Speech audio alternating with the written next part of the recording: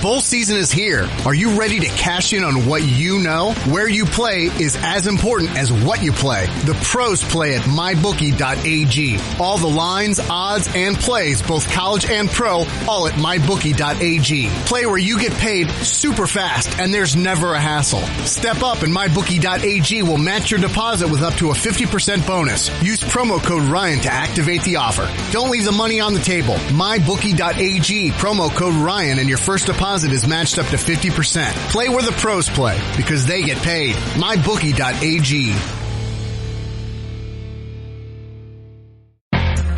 This is the Will Cain Podcast on ESPN Radio. You know what they're calling me this morning? They're calling me the prophet. I mean, we knew that the Will Cain Show was going to be a revolution. What we didn't know is that it's a religious experience as well. I told you to have faith in Drew Brees. I told you to put your faith in the only Hall of Fame quarterback, obvious Hall of Fame quarterback in the NFC, and he delivered. It is the Will Cain Show on ESPN Radio, the ESPN app, and ESPN News. The show is presented by Progressive Insurance. And all of you can jump in and hang out with me. Today, you'd be hanging out with me in New York, Cerruti, Bubba, Smallman, Christine Lisi, all back in Bristol today. 888-SAY-ESPN, 888-729-3776. This is sort of our maiden voyage where I'm in New York, they're all in Connecticut. So, as I said, this is our time. We'll see how this technological experience works. And we'll work through it together. You can join me on the 1-800-Flowers.com Twitter feed at Will Cain. The show's at the at Will Cain Show. I said, have faith in Drew Brees. I said this after we analyzed it every which way, from defense to running game, team to team, commonalities, differences. The one differentiating factor, the one, was Drew Brees. And apparently the Carolina Panthers wanted to put that idea to the test. They were absolutely and utterly committed last night to stopping the New Orleans Saints running game. They were absolutely and utterly convinced to making it sure that it wasn't Mark Ingram and it wasn't Alvin Kamara that beat the Carolina Panthers. Instead, they said, let's see if the most accurate quarterback in NFL history can beat us. And it turns out that's not a bad proposition to put your faith in, at least if you're a New Orleans Saints fan. Or you're a fan of the Will Cain Show, where I have told you the New Orleans Saints are going to beat the New England Patriots in the Super Bowl. It turns out when you ask the most accurate quarterback in NFL history to win the game for you, he's pretty good at doing it. Drew Brees completed 69% of his passes yesterday. On an afternoon when the running game could only generate 41 yards. Mark Ingram and Alvin Kamara could only generate 41 yards. In a way, Cerruti, the Panthers got exactly what they wanted. I mean, in a way, you have to give it to the Panthers D. They did stop the New Orleans Saints running game. The only problem is Drew Brees proved more than capable of beating them. I feel like they're the only team in the league, or one of the few teams in the league, that actually has those two massive strengths now. Like before, it was just like, hey, Drew, we're going to put it all on your shoulders and you figure it out. Now, if you stop one, the other can beat you in every single way. That's why they have to be the most obvious pick in the NFC to go to the Super Bowl, because they can beat you in a multitude of ways. And if anyone doubted that, if anyone thought, well, you know, what's happened is New Orleans Saints have changed, and Drew Brees is now 38, and so it's a more running-oriented team, and somehow you translate that into, well, he's less capable, you're wrong. You were proven wrong. What you learned is they can beat you in multiple ways. And I saw this stat yesterday during the game. I found it fascinating. Here's the most accurate seasons in NFL history. Number one, Drew Brees, 72% this year. 72% of his passes completed this year at age 38. Number two, Sam Bradford last year, 71.6. Number three, Drew Brees in 2011, 71%. Number four, Drew Brees in 2009, 70%. And just for good measure, if you want to round out the top 10, number 9 in 2016, Drew Brees again at 70%. The man is used to completing over 70% of his passes. He's done it once again. It's time for Straight Talk, brought to you by Straight Talk Wireless.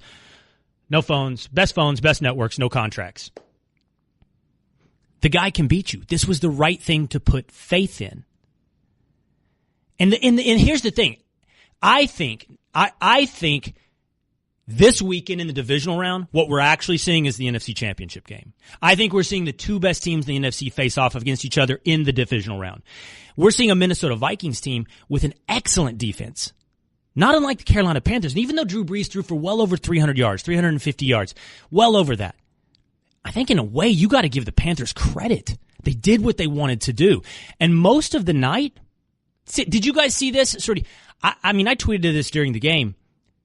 Michael Thomas, Ted Ginn, these guys weren't wide open.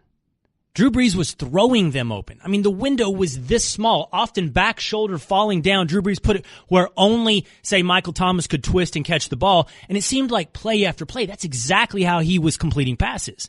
Not Baker Mayfield style wide open, as so many people say. What are you saying? Baker can't be a pro? I'm not saying Baker can't be a pro. Sound like you were. I'm saying that. You know what?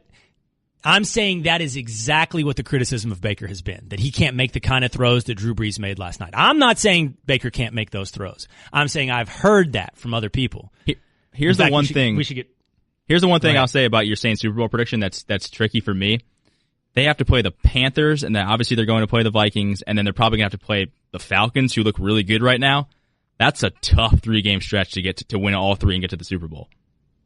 Without a doubt, man. And I got to tell you something. I was on the edge of my seat wondering if not only my first week out with the show would my predictions go 1-3, but I'd lose my Super Bowl team in the first week. I went 2-2 this weekend. Went 2-2 out of the gates, 0-2. Saturday was rough. The Jags and the Saints picked me up. And late in that Saints game, I was nervous, man. I mean, look at it this way. As much faith as I have in Drew Brees, and I do, when you can't run the ball, the Saints couldn't close that game out. They could not convert that needed first down with 3 minutes to go to put the nail in the coffin for the Panthers. Instead, it was Cam Jordan bailing out the Saints and bailing out Sean Payton on a 4th down call where I'm like, what am I watching right now? 4th and 3, going for it, just past the 50, passing play. You told me you loved that. I did not love that. You love that 4th down place, Rudy? I mean, I don't know how you don't, because you have an awesome running game, and what you're saying is he is the most accurate quarterback in NFL history, probably one of the top 3 in the league. I'm putting, if I have 2 yards to win a game and I get to do that with those two strengths, I'm just going to take that every time. And they had to score a touchdown. If it was a field goal, it would be a totally different story. But it stinks that they were so one-dimensional at that point that the Panthers knew they're going to be passing the ball. I didn't love the play call necessarily. Well, that's what scares me. I'll be honest. I mean, if I see any holes in my Saints prediction, it is that. It's when the Vikings, or if somehow the Eagles manage to be the team in the NFC Championship game, lined up against the Saints, and they cannot run the ball once again. I just think before a game is over to win the NFC, you're going to have to be able to run the ball better than 41 yards. You're going to have to. I love Drew Brees. You can have faith in Drew Brees. He's going to need some help in the ground game. Kamara and Ingram are going to have to be part of a win. And on that drive that should have been the one to win the game, there was nothing in the way of the running game. There was nothing. And you're going to need that. But what ended up happening instead was the Saints defense stepped it up. Cam Jordan bailed everybody out with an incredible sack on Cam Newton. And then the conversation turned to, a little bit earlier in the game, should Cam have even been in the game? Cam got hit. Take a listen to Cam talking about the hit he took on his head. Listen. I know it was precautionary concussion protocol things that happened, but it wasn't my head, it was my eye. My helmet had came down low enough over my eyelid, and it got pressed by the player's stomach, I believe. So I thought maybe somebody had stuck their finger in my eye, but I got on the visor, so that couldn't happen. Man, look at that. You can see, anybody watching on ESPN News, you can see Cam going down to the ground as he walks to the sidelines, going down to his knee. I don't know. That doesn't look like the actions of a guy that got poked in the eye. I mean, but how do you know? How do you know whether or not that is a concussion or getting poked in the eye? How do you ever know when it's a concussion? Matter of fact, I told you guys just a moment ago, I went through my own concussion protocol this weekend. One of my kids, literally, hours before Cam goes through his, I'm putting a 6-year-old through concussion protocol, or what I know of it as I read it on the internet, as I Google it. Like, what does this mean? What does that mean? Asking if he recalls plays during the game. Wait, so you did it? I don't know. Not a doctor? Me and you think that? Me and Google. You're like, hey, I can figure this out. I read it on WebMD.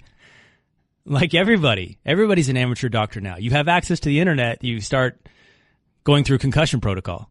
I'll tell you what. I'll tell you that story, and we'll figure out, how do you ever know if somebody has a concussion? Did Cam get a concussion? Should he have been in the game? We'll do that ahead. It's Straight Talk Wireless, best phones, best networks, no contracts. So, straight ahead on the Will Cain Show. How do you know? Did Cam have a concussion? Should he have been in the game? And what should that NFC Championship game that's going to take place next weekend? Who will be in it? Is it really the NFC Championship game? It's the Will Cain Show on ESPN Radio and the ESPN app.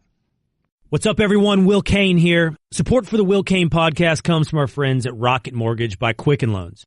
Chances are you're confident when it comes to your work, your hobbies, and your life. Rocket Mortgage gives you that same level of confidence when it comes to buying a home or refinancing your existing home loan.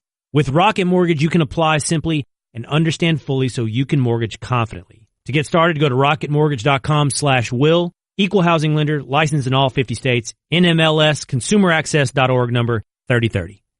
It's funny, Cerruti, you made fun of me saying I was an amateur doctor on the internet yesterday with my kid, me and WebMD.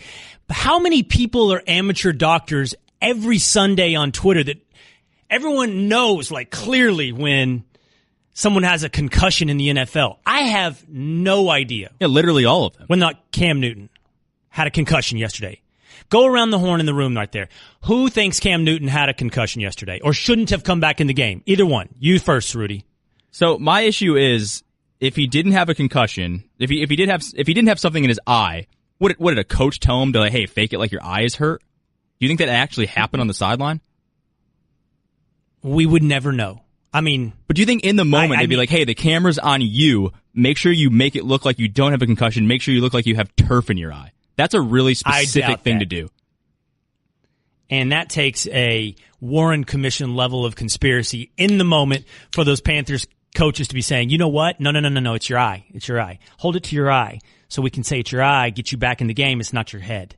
So I can't say 100%. Quick. I can't say 100% that he had a concussion. I have no idea. Okay. Smallman, concussion, no concussion, should have been in the game, no.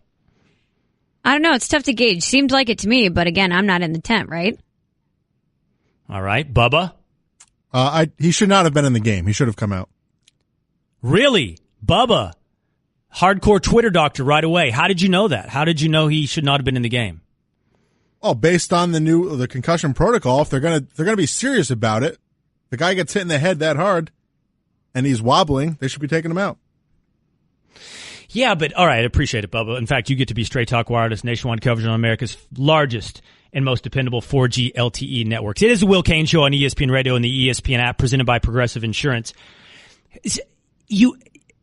First of all right, I have 24 hours of research of this. Here's my story. Here is my experience being in the tent, being in the concussion protocol tent. Now, granted, it's not exactly science. It's not exactly medicine.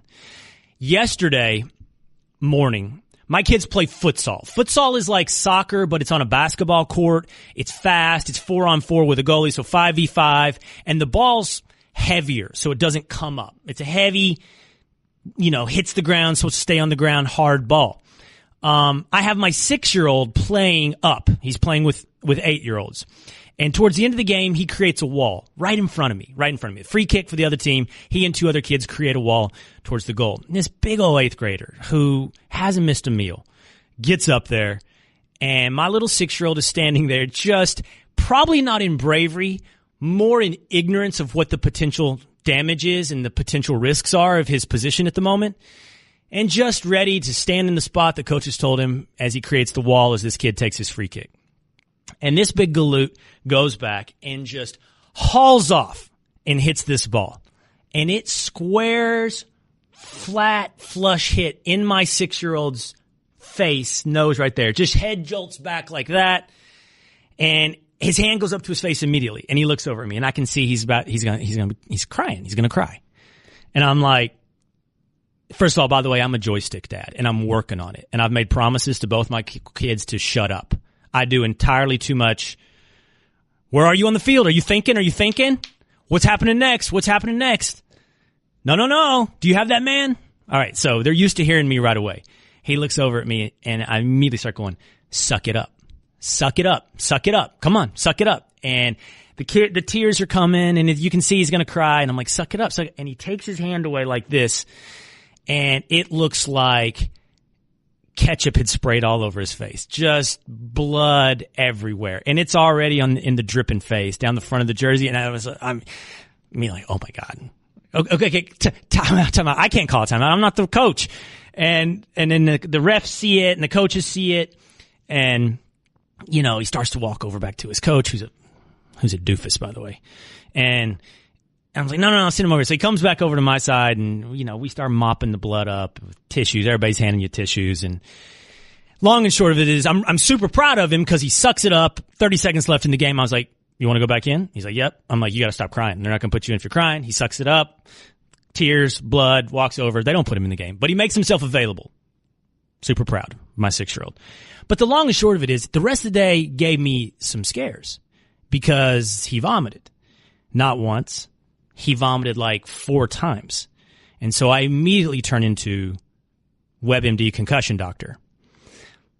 The truth of the matter is, we think he has a stomach virus because he did it all night long. He drank a little Sprite. He did it some more. It's like that, you know, at some point, it's your stomach. It's not your head. But I spent all day, like on WebMD, like, what is signs of concussions? And the long and short of it is, the truth of the matter is, they're almost impossible to diagnose. I talk to other people. I talk to doctor friends, like CT scans, field tests, all the different symptoms. Maybe, maybe not. Memory loss. Yes, has memory of the event, before, after, how did it happen? All of that. Did all of that. And I mean, if you read it, it's like couldn't. Could have memory loss, could not. Could remember details, could not. Could be lucid to answer questions, could not. Could vomit, could not. So tying my kid's futsal story into Cam Newton, no one watching TV, no one could diagnose and know whether or not Cam Newton had a concussion. No one. And the truth of the matter is, I don't know. And I'm not, 888-729-3776. I'll take humility. I'll drink humility in by the gallon if you tell me no nonsense. They can do it on the sidelines. They can do it in that tent. No problem. They can take care of it. I just don't know how you diagnose somebody. So if Cam gets up and says it's my eye, how are you going to tell me it's not his eye? Listen to his coach, Ron Rivera. No, he actually got poked in the eye. They took him in, and they're just a precautionary, just to make sure. But when he was sitting on the ground, they were trying to wipe whatever, you know, when he got poked. So that's what that was. But we wanted him to sit down to give DA a chance to warm up. I mean, he was injured. Instead of trying to bravely walk off, we wanted him to take a knee so we can get our guy a couple throws. There it is. I mean, they're going to tell you it's the eye. Cam's going to tell you it's the eye. How do we know any different? Ryan Clark, though, ESPN NFL analyst on NFL Primetime, was pretty worked up about this. Listen to Ryan Clark. But if we're going to continue talking about player safety, if we're going to talk about the concussion protocol being revamped, when you see a play like this, a guy hit that way and laying on the ground in that manner, that is not a I can't see type of way of going down. When you see him go down and he's got his head down on the ground and he's kneeling in the way that he is, it looks to me to be more serious than me having pellets in my eye. And if we're going to be serious about player safety, that's a situation where he needs to be checked out by independent doctors. All right. The Will Cain Show on ESPN Radio is presented by Progressive Insurance. Drivers who switch to Progressive can save an average of $620. He didn't say pellet, by the way. He didn't say he got a pellet in his eye. I'm sure Ryan just misspoke on that. I think he said the shield might have poked into his eye. I just don't know how we would ever know. I don't know how you ever know. I mean, unless the symptoms are obvious and on point, I don't know how you ever know. And I don't know how you keep Cam out of a playoff game. I don't know how you keep him from coming back in with the game on the line unless it's 100% obvious. All right, straight ahead, we need to do some introspection. All of us. Those of us at ESPN, we've been called to the mat. I will answer for my show. I will answer for us, to Rudy, Smallman, Bubba. We can all answer for ourselves. Do we need to shut up about LaVar Ball? 888-729-3776. We'll answer that straight ahead on The Will Cain Show on ESPN Radio and the ESPN app. Help protect what matters with the ADT Safer, Smarter New Year's sales event. For a limited time, get an ADT Security Starter Kit. Everything you need to get started with ADT Pulse, including a security panel, keypad, a motion sensor, and 2 entry sensors. Plus, there's an indoor camera and key fob, all professionally installed for only $49. It's a $599 savings that comes with the warm, confident feeling of safety at home. Requires 36-month monitoring contract, QSP, and Easy Pay. Activation and early termination fees may apply. Certain markets excluded. Licenses available at ADT.com. Florida EF0001121. Louisiana F1639. Visit ADT.com/podcast. Hurry. This special offer now ends 1/21. Yeah, it's the Will Cain Show on ESPN Radio and the ESPN app. Presented by Progressive Insurance. And all callers on the Shell Pennzoil Performance Line, give me a call, 888-SAY-ESPN. That's 888-729-3776. Like Jim in North Carolina. What's up, Jim? Hey, I was listening to you talk about diagnosing concussions on the sideline. I'm an EMT, and concussions are fairly easy. Well, I won't say fairly easy, but they are easier to diagnose because a huge amount of your brain is involved in vision. And so an injury to the brain tends to show up in the eyes. So anybody with training would be able to look at eye constriction or the speed at which your pupils open and close in relation to light and whether or not they open and close at the same rate, and have a pretty good idea whether you have a concussion or not within about 3 minutes. I think the key is something you said, which is making sure there's somebody independent doing that test, because it is by nature a bit subjective. But, I mean, there are guidelines and things like that that make it. Hey, Jim, let me ask you two questions. Yeah. Let me ask you two questions real quick. Number one, Sure. as I've read, especially recently, if you just heard my story about my kid getting your poor hammered kid. in the head with the ball. Yeah, I think it was more just a bloody nose than a concussion. But as I've read recently, I mean, concussion symptoms can show up on delayed effects sometimes. So in other words, you can check out fairly clear and still end up having a concussion. Is that not untrue? That's true. That is true. And on all these things, so any kind of physical injury is going to be on a spectrum like that unless it's something completely obvious like a broken bone or, an open contusion or something.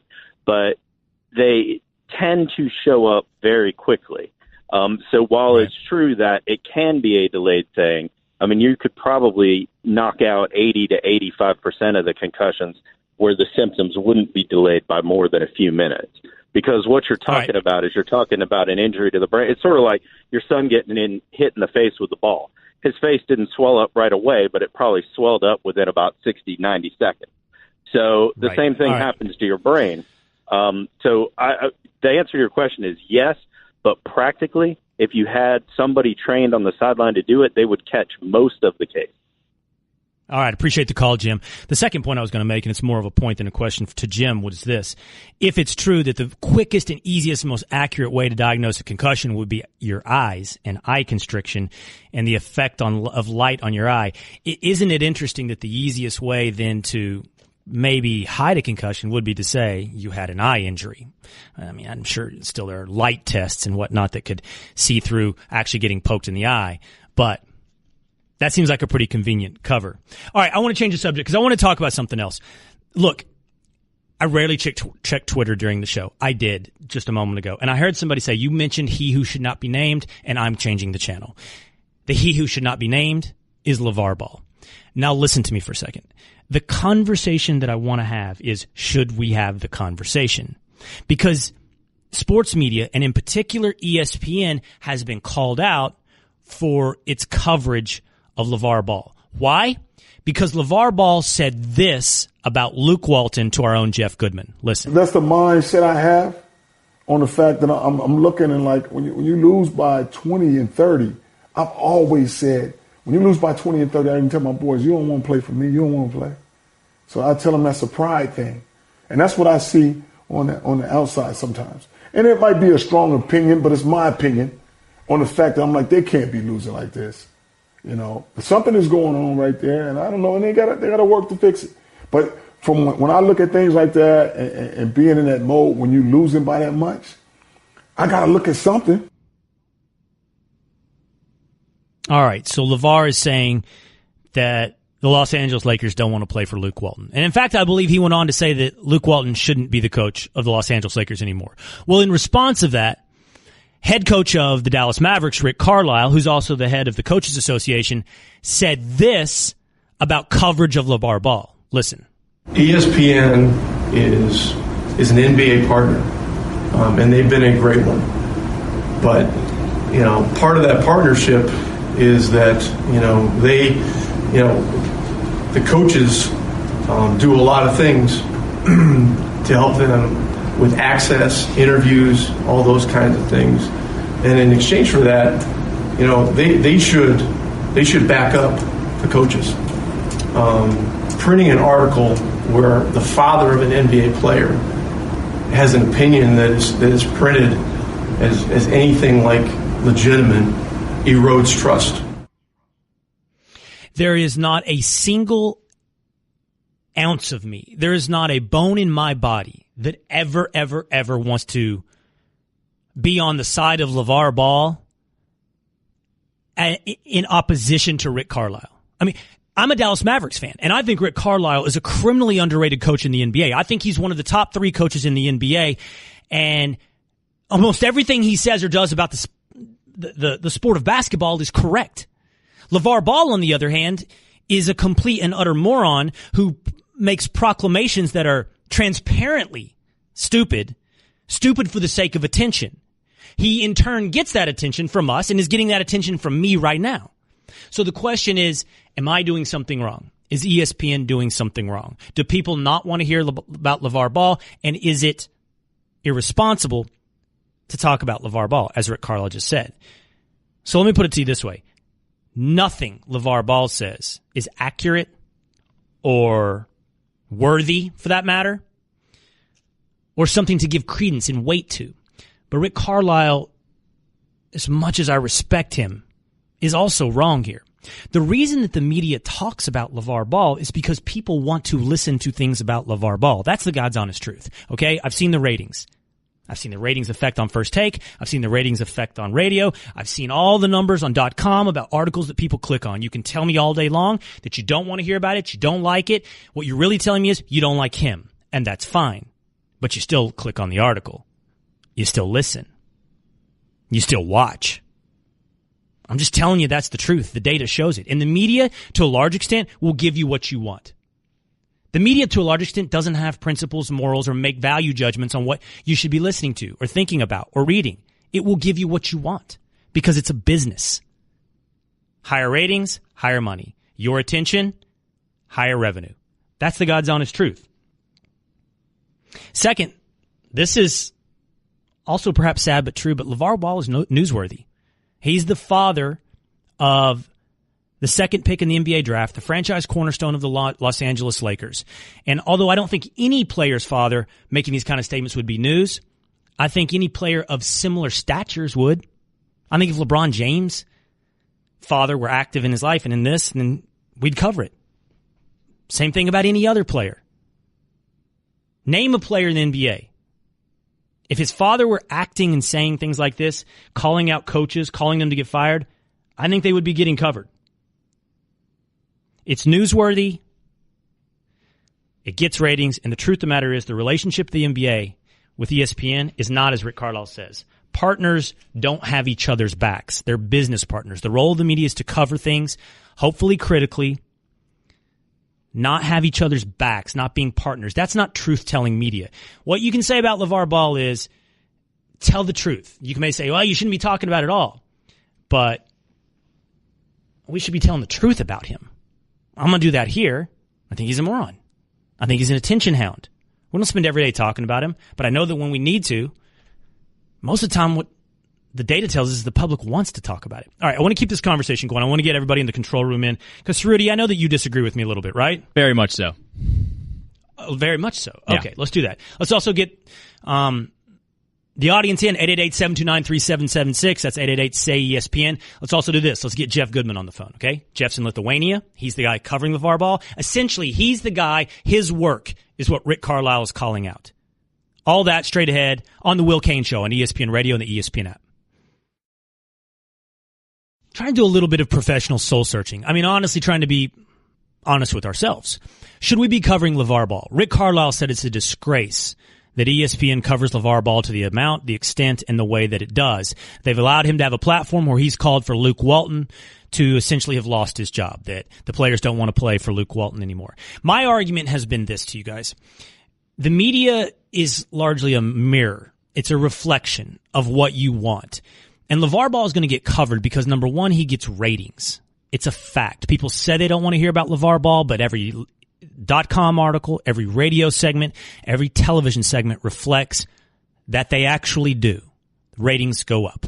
Number 2, he's actually a newsworthy character because he is the father of the number 2 pick in the NBA draft, franchise cornerstone for one of the most famous franchises in all of sports. I think if we could find comparables, other equal level stars with active fathers, they would also be covered. And number 3, I think Rick Carlisle, as much as I respect him, and I would always want to be Team Carlisle over Team Ball, Rick Carlisle is wrong about his relationship between the media and the NBA coaches. It's not the media's job to have the coaches' backs. It's the media's job simply to tell the truth, to cover events and tell the truth. Cerruti, you disagree with me. Why? I just want to, are we never better than that? We can never just not stoop to the lowest level of society. Like, I understand that he gets clicks and I understand that it's important, but aren't we doing a disservice to, like, society? The fact that we keep talking about this guy that keeps saying things that aren't real, clearly just wants our attention and is getting it and is using us, and we are somehow never above that.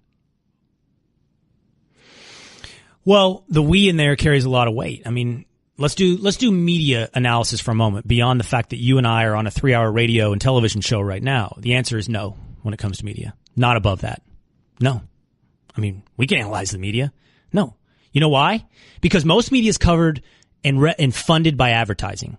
Advertising in its very nature is a volume game. It's lowest common denominator. What appeals to the most people at the most time, therefore gets the biggest numbers, and then can be sold for advertising.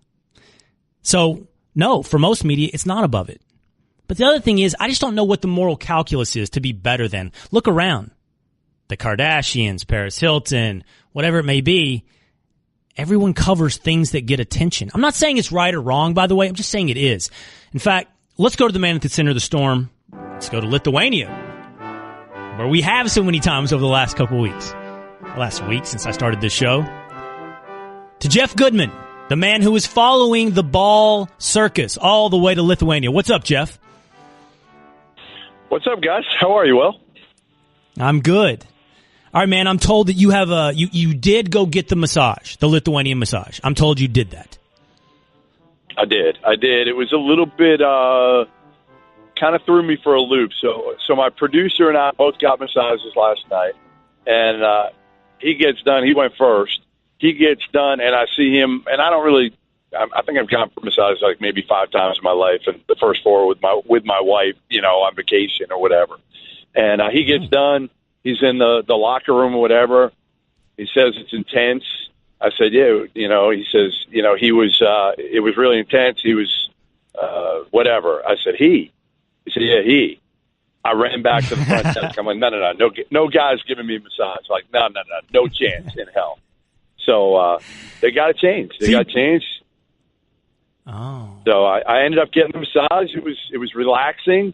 While my producer got absolutely, I guess, crushed by this guy by his elbows or something. I don't know how I don't know the massage techniques, Will. I don't know. But all I know is I had a relaxing massage by a woman rather than getting pounded by some guy. So I was happy. This might want to pull that drop, Bubba. By his elbows. Yeah. So your producer got Dolph Lundgren dropping elbows on his back. Okay, we'll get your producer on the phone next time. Right. We'll only have a couple minutes here, so I do want to ask you. You're at the center of the storm, man. Okay, you're essentially the guy that Rick Carlisle's talking about, and some of the coaches of association have said if you're covering LaVar Ball, if you're interviewing LaVar Ball, we don't want to give you credentials. What do you think about this storm and essentially your coverage of LaVar Ball? Listen, the first thing I'll say is news has changed. Okay, I've been covering news for a long time now. News has changed. LaVar Ball's comments as recently as 2-3 years ago weren't news. They're news now. And they're news because earlier in the season, people are reporting that he wasn't going to be an issue with the Lakers. And then we're reporting, and other people are reporting, that there's a meeting between Magic and LaVar. So when he told me, and it was at breakfast 2 mornings ago, all these comments about Luke Walton, I looked at him like, I can't believe you're saying this. And I'm thinking to myself, obviously I got to go. I'm a reporter. This is what I do. I understand the whole LaVar Ball phenomenon. But the bottom line is this guy and his relationship with the Lakers, with their management, with their coach, is news because he is the father of Lonzo Ball, and he is an outspoken parent who is willing to go on the record when there are very few that are able to or have done in the past, period. All right, man, I only have 30 seconds left, so I'd love to go into this more with you sometime, but it's just like, do you ever... Yeah, people are saying we're doing it too much, and that's what we need to analyze. Sure. I don't know, Jeff. I don't know. Yeah, and we'll keep talking about this. I got to run. I got a heart out, man. You got it, man. Stay safe in Lithuania. All right, that's Jeff Goodman on the Shell Pennzoil Performance Line. Coming up ahead, it's Bama, Georgia. It's the national championship game. It's the Will Cain Show on ESPN Radio and the ESPN app. Hello, I'd like to deposit this to checking. Fate is a fickle master. What? The future is uncertain. Okay, and what's my account balance? The horizon is cloudy. I see a long, treacherous voyage filled with great peril. Look, can I just get a deposit slip or something? A Fortune bank teller. Surprising. What's not surprising? How much you could save by switching to Geico. I see a yellow-eyed serpent and a low APR. Geico. 15 minutes could save you 15% or more. Bowl season is here. Are you ready to cash in on what you know? Where you play is as important as what you play. The pros play at mybookie.ag. All the lines, odds, and plays, both college and pro, all at mybookie.ag. Play where you get paid super fast and there's never a hassle. Step up and mybookie.ag will match your deposit with up to a 50% bonus. Use promo code Ryan to activate the offer. Don't leave the money on the table. Mybookie.ag, promo code Ryan, and your first deposit is matched up to 50%. Play where the pros play because they get paid. MyBookie.ag. This is the Will Cain Podcast on ESPN Radio. Man, in some way, it feels like a movie whose ending we already know. I'm in, but it seems like we lost some drama earlier this week in the college football playoff semifinals. Tonight, Alabama and Georgia square off in the college football national championship presented by AT&T. Coverage begins at 6:30 p.m. Eastern Time on ESPN Radio, ESPNRadio.com, and the ESPN app. It's the Will Cain Show on ESPN Radio presented by Progressive Insurance. And just now in about, what is it? How many hours? 2.5 hours? I just said it. Coverage starts at 6:30 on ESPN Radio, so 2.5 hours. We will transition over into Alabama versus Georgia. A game, the two are two very deserving teams, but feels like a game in October. It doesn't feel like a game in January. And it also feels like we know how it will end. How do we not wake up tomorrow with Alabama as national champions again? It's not just that betting on all Alabama is always a safe bet. It's that Alabama seems to win these kind of games. Alabama seems to win games against teams that play football like Georgia. Alabama's kryptonite in the past has been Deshaun Watson. Alabama's kryptonite in the past has been Johnny Manziel. Alabama's kryptonite has been the mobile quarterback. Alabama's kryptonite is not a freshman quarterback in Jake Fromm, and obviously his first national championship game, and a defensive-oriented running team. It's just not. By the way, does anybody have it up there? Cerruti, do you have, what's the over-under for tonight's game? I was just talking to Nuno about it. It's 45.5. I thought that's high. Yeah. I thought it would be like 38. Under. Absolutely. Look, I almost said we fully expect Nick Chubb and Sony Michel, Georgia's two running backs, two phenomenal running backs, to be able to run. But actually, I don't know. I'm not so sure. I believe I had the stat up a minute ago. When Alabama has held its opponents under 400 yards, its record is 69-2. 69-2 when it holds its opponent under 400 yards. When those same teams can generate over 400 yards of offense, they drop to 7-6. And they're going to need those two running backs to do it, because I cannot see Jake Fromm going off for 250 yards passing tonight. Just cannot see it happening. And so therefore we get to this idea. Is it a fait accompli? Is it a done deal? Is it no drama in the national championship game? I mean, I believe every year from 15, 16, 17, the ratings for the national championship game have inched downward. Last week, by the way, the college football semifinals, gangbuster. Oklahoma, Georgia, up 39% over last year. Alabama, Clemson, I think it was up 21%. I don't know what the audience will be like this for tonight. A regional game between border state rivals in a game that you feel like you know what the outcome will be. I don't know how many people will be tuning in. I don't know how many casual fans will be turning in. Will you be turning in, casual fans, Rudy? Of course. I mean, it's my job, so I will. I also work for ESPN, so I'll be watching the MegaCast. You know, it's going to be great. But if I was I don't know, if like you said before, it just feels like another random Saturday 3:30 CBS game. Like, this is what this is, right? I mean, they're in the same division. They're not the same division. They're in the same conference. And they have like basically the same head coach now. I mean, they play the same style. There's nothing exciting. What we needed was last year's game, which was a dynamic running quarterback against Bama's defense. And we thought we were maybe getting that a little bit with Baker Mayfield. That would have been the dream matchup. Could you imagine how pumped everyone would be to see, can Baker Mayfield beat Nick Saban? But instead, we have two teams that are very similar, they play boring football, and they're in the same conference. And that's a problem. Baker Mayfield versus Alabama would have been awesome. Man, that would have been good. Georgia earned its way in, though, man. And I didn't say they didn't earn it. They definitely earned it. I mean, I know you didn't. I don't deny either of these teams are good, or maybe they are the two best teams in the country. It's just not. It's not as fun for me. I'm sorry, I'm being selfish here. I know. And the thing is, I clarify that because I think a lot of Georgia fans will hear that and go, no. Who cares what Oklahoma would have done? Who cares? Scoreboard. They didn't win. And you're right.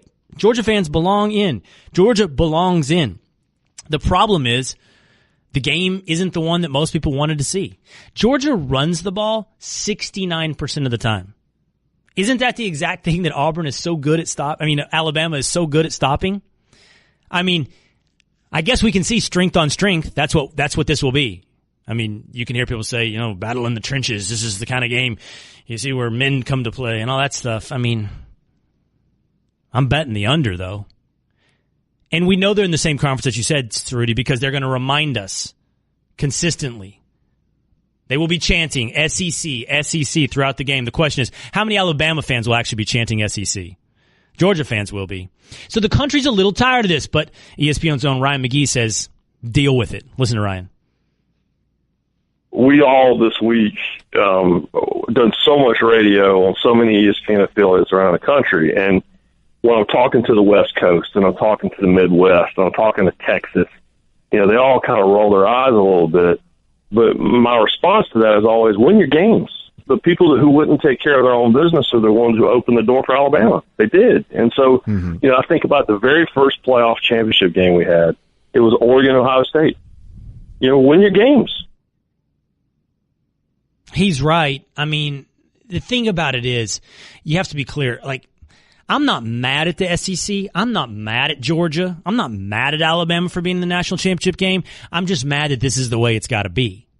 I'm just mad that we're watching an October 3rd game for the national championship game. I'm mad that we almost certainly know the outcome of this game. I'm mad that Georgia's going to have to completely and utterly surprise us to win this game because Alabama's D is something we've learned to rely on. That we know that Alabama's kryptonite is not present in this game, that Nick Saban is 0-11 against his former assistants. Look at these names, by the way. Just fascinating. Jimbo Fisher, Florida State. Jim McElwain, Florida. Derek Dooley, Tennessee. Will Muschamp, South Carolina. And Mark D'Antonio, Michigan State. None of them have been able to beat Nick Saban when revisiting him. And by the way, the average margin of victory, 29 points. That's what Kirby Smart has in front of him. That's what Kirby Smart, that's the trend that Kirby Smart has to try to change. I'm taking Alabama. Look, man, I took chalk in the NFC, in the NFL playoffs this weekend, the wild card weekend. I went 2-2. I had 2 upsets on Saturday. I don't like taking the favorites. I'd rather take the dog, the DOG, not the DAWG. But I don't know how any rational person can line this up and go, yeah, this is Georgia at the end of the day. 888-SAY-ESPN, 888-729-3776. We'll get ESPN's own Trevor Matich in here, part of our ESPN radio coverage. Tell us, okay, why should we be excited, Trevor? And is there any mystery? Is there any suspense? Is it not totally lacking in drama of how this game will turn out? It's the Will Cain Show on ESPN Radio and the ESPN app. Hi, everyone. Will Cain here. Support for the Will Cain podcast comes from our friends at Rocket Mortgage by Quicken Loans. Chances are you're confident when it comes to your work, your hobbies, and your life. Rocket Mortgage gives you that same level of confidence when it comes to buying a home or refinancing your existing home loan. Rocket Mortgage is simple, allowing you to fully understand all the details and be confident you're getting the right mortgage for you. To get started, go to rocketmortgage.com/will. Equal housing lender, licensed in all 50 states, NMLS consumeraccess.org number 3030. You know, I'm sitting in this room all by myself in New York City. I don't have any of my friends with me. No Cerruti, no Smallman, no Bubba. So I find myself breaking some of my rules. I start checking Twitter every once in a while during the show because I'm lonely. I need stimulus.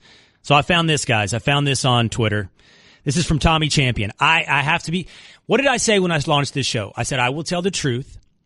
Nothing others say will go unchecked, and nothing I say should go unchecked as well. Okay? You check me.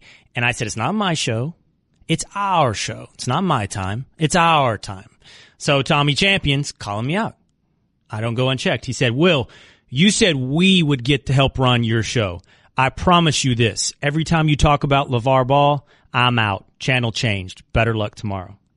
All right. So social media will cast its vote, guys. This is the whole point. I don't know if it can be trusted. I've told you what ratings do and whatnot. But long and short, I'm not here just to seek ratings. We're going to talk about it when it's newsworthy. We're going to talk about it when it's interesting. When ESPN gets called to when ESPN gets called to account for its coverage, then I think we should respond. All right, it's the Will Cain Show on ESPN Radio and the ESPN app. Tonight, national championship game, Alabama, Georgia. You hear me clapping my hands? You hear me doing that? All right. Am I excited? Yes, because I love college football. Am I excited about this particular matchup? I need to be talked into it. So in order to do that, now on the Shell Pennzoil Performance Line, one of my favorite college football analysts that ESPN has, Trevor Matich. What's up, Trevor? You're in Atlanta, right? Yeah, I'm in Atlanta, although you mentioned LaVar Ball. Isn't he the owner of the Lakers now? He runs the Lakers. I don't know about equity, but he's running them. That's clear. Yeah, I'm in Atlanta. I'm sitting in the dome right now, and you can feel the excitement starting to build. All the benches are all set up. All the logos are every which way. The media's getting set up. And I'll tell you what, Will, this is building to the final culmination of everything this season has been about, and I can't wait. Now, is this a home game for Georgia? I mean, Atlanta's, 100 miles from Athens, but it's not very far from Alabama either. What's this crowd going to look like? No, it's going to be split 50-50. Yeah, it's a home game for Georgia, technically, because they are the home team here. But also, even though it's in Atlanta, just an hour and a half or so away, and not even that, from Athens, Alabama fans are used to coming here for SEC championship games in Atlanta. So they're very much accustomed to flooding this town for big postseason games. So Georgia, they shouldn't expect that they'll have an advantage with the crowd. Alabama will be represented very well. Okay, I don't know if you were listening. You should always be listening to the Will Cain Show. But here's the thing. I'm a college football fan, Trevor, but this feels like a Saturday in October. It feels like, because it is, a conference game between two teams that should be playing in October. I'm not saying they're not the two best teams in the country. It just lacks that clash of titans, two opposing styles. Tell me why I need to be more hyped up than it appears. Oh, I see it differently. I see it totally differently. These are clearly the two best teams in college football this year. And even though it's an all-SEC affair, I think that's great. I think it's awesome. So this could be a regular season game. It could be an SEC championship game. But right now, the way both of these teams have played all year to get here, if you love the SEC, you'll love them more. If you hate the SEC, you'll hate them more. And that passion is what drives this sport. And then for people who are casual fans and don't really care either way, they'll see a spectacle with rich storyline and some of the best football the college game has to offer. And so I think this doesn't feel to me like a Saturday in a regular season. This feels to me like it is a national championship game. And I'll tell you what, I think we'll be able to feel the collisions here on the sideline. We're right behind the Alabama bench. And I'll tell you what, you don't just hear it, you can feel it. Okay, then I'm going to have you talk to me about out of a couple other things here. It feels from this far away also like it's a predetermined outcome. It feels I'm not talking about rigged or anything like that. It feels like Alabama's going to win, man. Nick Saban doesn't lose to his former assistants. Alabama stops the run. Jake Fromm's a freshman quarterback. All of it adds up to, yeah, we've seen the story, Alabama wins. Why is that not true?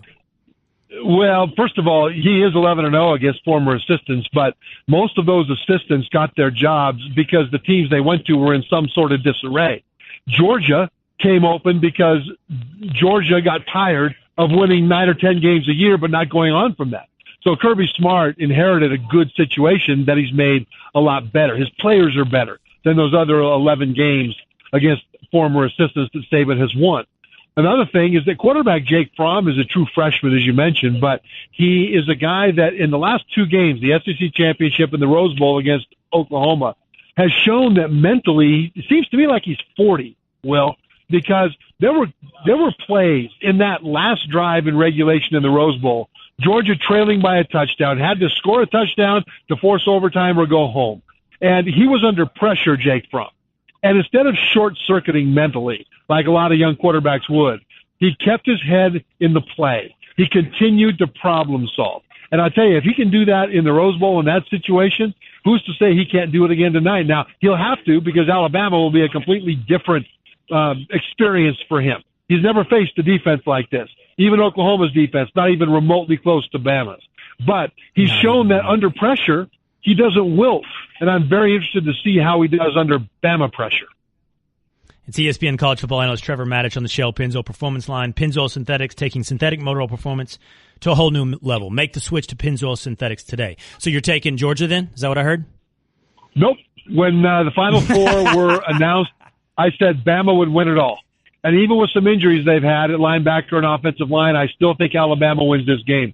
Another thing I said a month ago was that part of the reason I picked Bama was that we would see the most ferocious performance from a Bama team in recent memory because they feel like they've been disrespected and they are out for revenge. This because a lot of people, including myself, said that Ohio State as the conference champion should have been in instead of them. So this is a different feeling for Alabama. They're not the front runners in their minds. They're out to prove something, and hell hath no fury like a Nick Saban team with something to prove. And that's what we have here. Now, in the last couple of weeks, you've heard Nick Saban use the word ferocious to describe his team. I think that ferocity will be evident in this game. I think Alabama, for them, they've been here before. They know what it's like. Georgia, this is a new experience for those players. And if this is a game about execution, Will, who can do their plays the best, Georgia's got a good chance to win. But I think Alabama will make this a fight. And if this is a fight, I think the Tide win the national championship. All right, let me ask you one hypothetical question then. All right, you're taking Alabama over Georgia. Would you have taken Alabama over Oklahoma as well? Oh, yeah. Yeah, oh, absolutely. Okay. Yeah, they'd have beat the everything. They'd have stuffed Oklahoma in ugly ways. It would have been pretty bad. I think I picked them to win it all regardless. Now, beating Clemson, I thought that the Sugar Bowl, Alabama-Clemson, was truly the national championship game. I thought that those were really the 2 best teams in the country, and whoever won that game would win it all. Bama came out of that, and here they are. And so we'll see if that holds true. All right, let's get you to hang out over the next couple months. I know you're a huge Baker Mayfield guy. We got to have you make that argument to me why you should take him over, but not today. That's for the future, man. Okay, we'll do it. All right, have fun tonight. Have fun. All right, thanks, Will. All right, it's Trevor Matich on the Shell Pennzoil Performance Line. One of the things one guy that's not getting enough credit is probably Jalen Hurts. We've questioned Jalen Hurts, Alabama quarterback, every step of the way. I believe, and correct me if I'm wrong, is Jalen Hurts' record now is something like 29-2. That's 2 games starting all this time for Alabama. He'll be doing it again tonight. All right, coming up. See, you writing this out, Rudy. All right. Who had a better goodbye? Sean McDonough to John Gruden on Saturday night, or me to Russillo just a few months ago? It's the Will Cain Show on ESPN Radio and the ESPN app. Help protect what matters with the ADT Safer, Smarter New Year's sales event. For a limited time, get an ADT Security Starter Kit. Everything you need to get started with ADT Pulse, including a security panel, keypad, a motion sensor, and 2 entry sensors. Plus, there's an indoor camera and key fob all professionally installed for only $49. It's a $599 savings that comes with the warm, confident feeling of safety at home. Requires 36-month monitoring contract, QSP, and Easy Pay. Activation and early termination fees may apply. Certain markets excluded. Licenses available at ADT.com. Florida EF 0001121. Louisiana F1639. Visit ADT.com/podcast. Hurry. This special offer now ends 1/21. Well, then maybe Matt Nagy took the job as head coach of the Chicago Bears before their playoff game. Before the Kansas City Chiefs playoff game this past weekend. I just heard Ryan Clark on NFL Live. I'm sure Christine Lisi played the sound talking about Matt Nagy's hired. That's the breaking news. Matt Nagy's been hired. The offensive coordinator of the Kansas City Chiefs hired as the head coach of the Chicago Bears. Ryan had mentioned that after Nagy took over play calling duties from Andy Reid, that's when Kareem Hunt started to emerge. That's when the Chiefs started to run the ball with Kareem Hunt. But then what happened during the playoff game? How did Nagy forget what got him there? Was he already on a flight to Chicago? Had Reid already taken over play calling duties because he knew what was going to happen? Kareem Hunt had something like 6 carries for 25 yards, a touchdown in the first quarter. I believe, I have it somewhere. Kareem Hunt, from that point forward, touched the ball in the final 36 snaps, including a handoff to him. He had 5. Okay, 5 times. Only 5 times in the final 36 snaps did Kareem Hunt touch the ball. Twice the Chiefs were in third and short, and they didn't call Kareem Hunt. In fact, they called at one of them an option with Alex Smith. It was one of the most ugly-looking options I've ever seen. It was completely blown up by the Titans. Alex Smith got nowhere. I don't know what happened to the Kansas City Chiefs on Saturday. I have no idea. All I know is Alex Smith has played his last game as a Kansas City Chief. That I feel fairly confident about. Sometime, somewhere next year, Alex Smith will be leading some other team to the playoffs. He might be leading them to a first-round exit as well, but he's going to go somewhere else. The Chiefs have to sell Alex Smith now. It's clear Pat Mahomes is their future. It's clear they've gone all in on Pat Mahomes, trading multiple picks to go up and get him in last year's draft. And it's clear that this is the market peak of Alex Smith for the Kansas City Chiefs. So now's where they can get the right, most biggest return, the biggest haul in return for Alex Smith. The only question is where at this point. Does it break your hearts, Rudy, a little bit that this is the end of Alex Smith in Kansas City? It doesn't, because he's just going to be in the playoffs next year with another team. Probably the Broncos, maybe the Cardinals. So I'm not worried about it. The Alex Smith fan club is fine. Because it wasn't a Kansas City Chiefs fan club anyway? No, yeah, it has nothing to do with the Chiefs. Where will Alex Smith play next year? I rattled off a list of possibilities. There's the Denver Broncos, the Jacksonville Jaguars you can picture him playing for. Joe Banner, former GM in the National Football League, former ESPN contributor, he got back to me when I asked this question, where will Alex Smith be playing next year? And he said there's no way that the Chiefs will trade him in the division. So there's no way he's going to the Denver Broncos. And I agree with you, by the way. That would be a perfect marriage. Alex Smith with the Broncos, they'd be in the playoffs next year. And he listed, Joe Banner, 2 teams, the Cleveland Browns and the Arizona Cardinals. Let me offer you a third name that I think is incredibly intriguing for where Alex Smith could end up. The Pittsburgh Steelers. Because Ben Roethlisberger hints at it and toys with it and puts the fear of God in every Pittsburgh Steelers fan that this year could be his last year.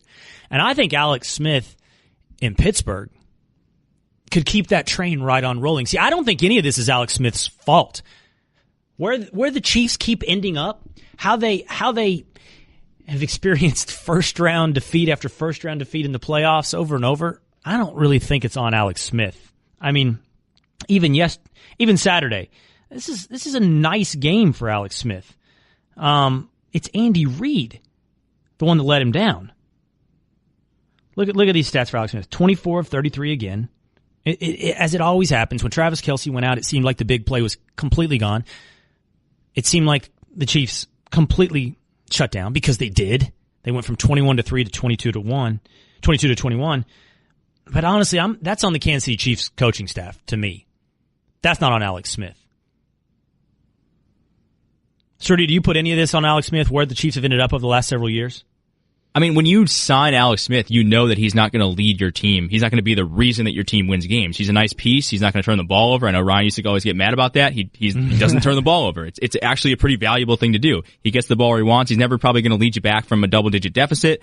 He probably needs a good running game and a defense, but he's going to put you in a position every year to be relevant, right?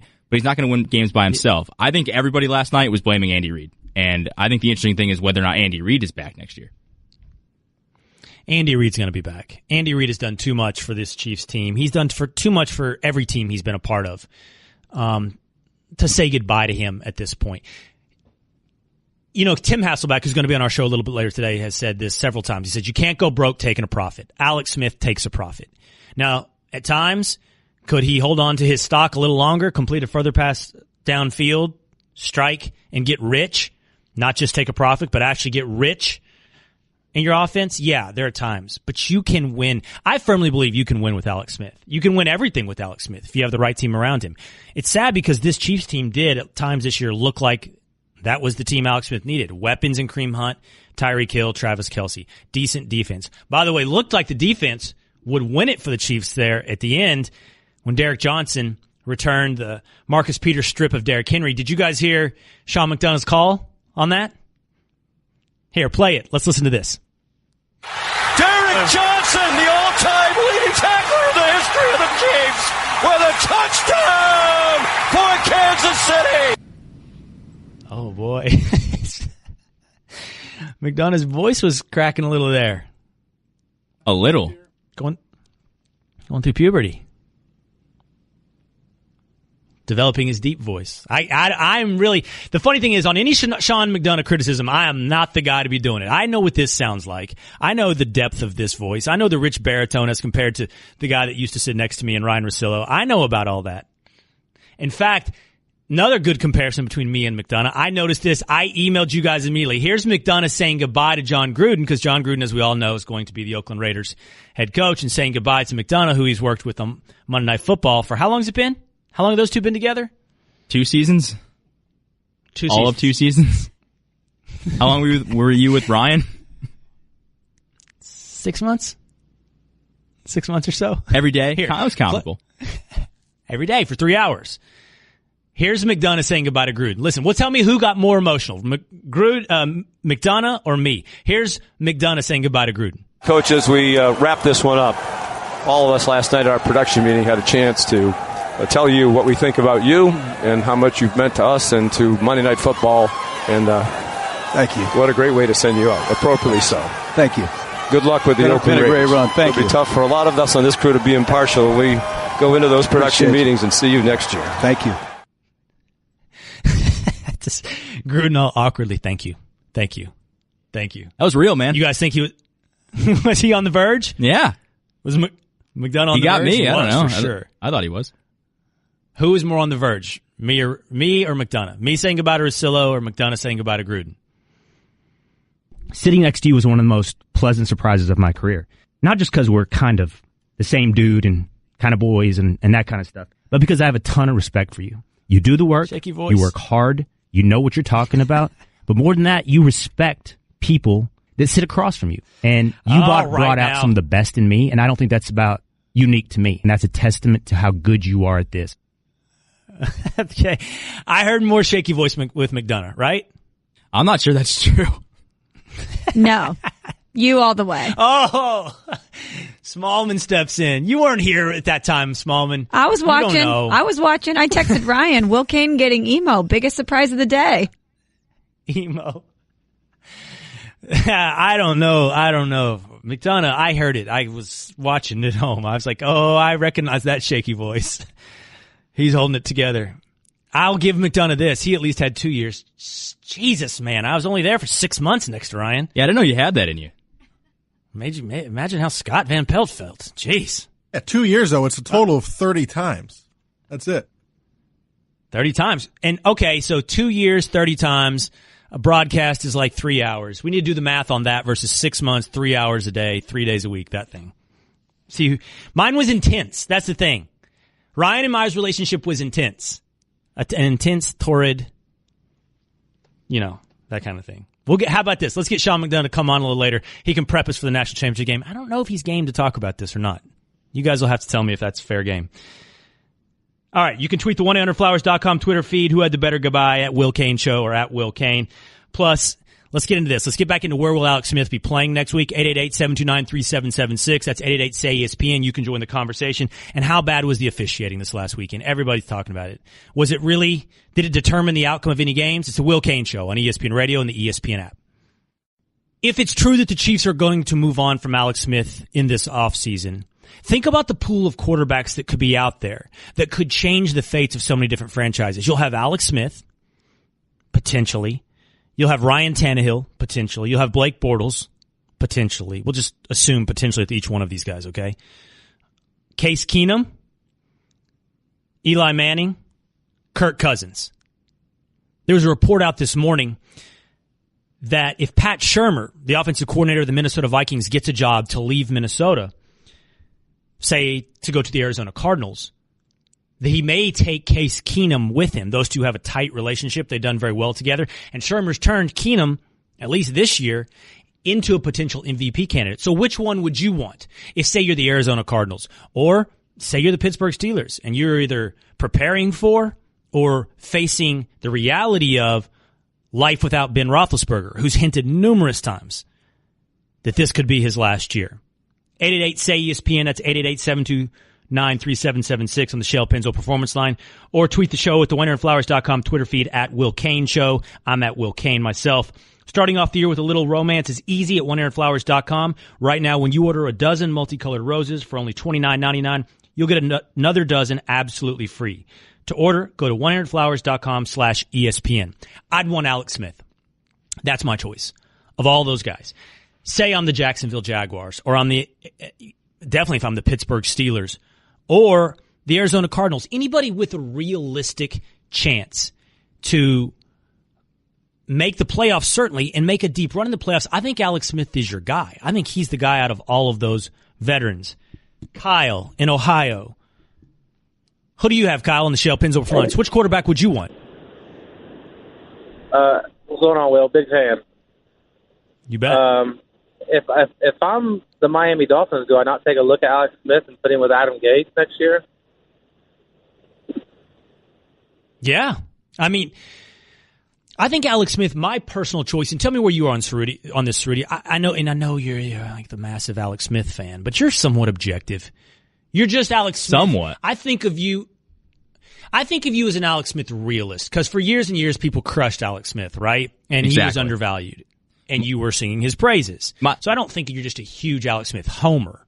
No, my point about Alex Smith is that, he just gets dumped on for no reason when you can do significantly worse at the quarterback position. I'm not saying he's some elite top 10 quarterback. I just think he's a good starter who can win you games. Having said that, I think it depends on the situation. Like if I'm Denver, if I'm Arizona, if I'm maybe even Jacksonville, like I would look at Alex Smith, especially with Jacksonville with that defense. Like you don't have to ask him to do a ton. Plus you have Fournette, the running game. Like that's a perfect, that team is probably better. That team is a threat in the AFC with Alex Smith. Would you rather have Alex Smith than Kirk Cousins? Because of the money, yeah, I'd rather have Alex Smith. I'm just not interested in paying Kirk Cousins. I'm not interested in making him the highest paid quarterback in the league.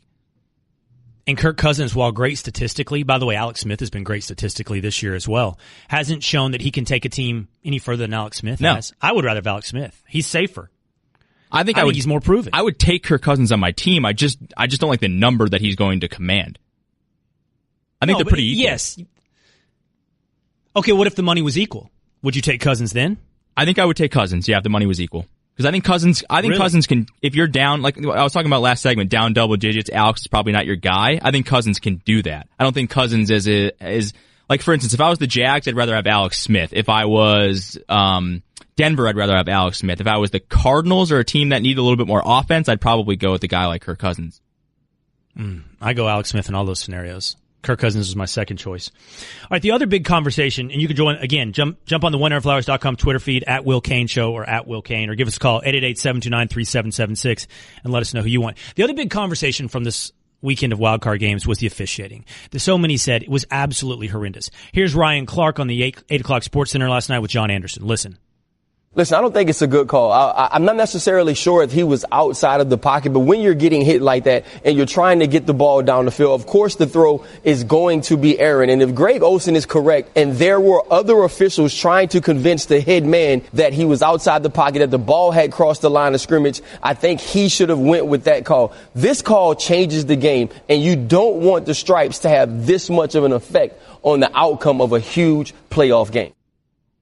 There he is talking about the intentional grounding call on Cam Newton at the end of the Carolina Panthers-New Orleans Saints game. I didn't think that Cam Newton was outside the pocket. I thought maybe he got pushed outside the hashes, outside the pockets when Cam Jordan got him. The bigger thing to me on all the officiating is there weren't too many calls that I thought, well, that's determining the outcome of the game. I think the forward progress call in the Titans-Chiefs game was important. The bottom line is there's just too many rules. We can't expect the officiating to be buttoned down and airtight. Like the catch rule, there's just too much going on. We can't figure out. The best illustration of this for me was that intentional grounding call. They forgot to run off the 10 seconds, which, I mean, who knows that's going to happen? They had to get a call from New York to save that call in the game. Otherwise, that 10 seconds would never have been run off. There's just too many rules. I don't know how anybody could do this perfectly. Let's get Tim Hassel back in here, see what he thinks of Alex Smith and the NFL officiating. It's the Will Cain Show on ESPN Radio and the ESPN app. Hey there, I'm a glue stick, so I have one job. I glue kid stuff. So sorry for being jealous of Geico, who does a ton more. Like give you 24/7 access to thousands of licensed agents. And Geico has been around for over 75 years and has a 97% customer satisfaction rating. While I've just got mediocre adhesive skills, Geico also has an award-winning mobile app. Uh-oh, arts and crafts time. No eating the glue stick. Miss Lydia! Geico. Expect great savings in a whole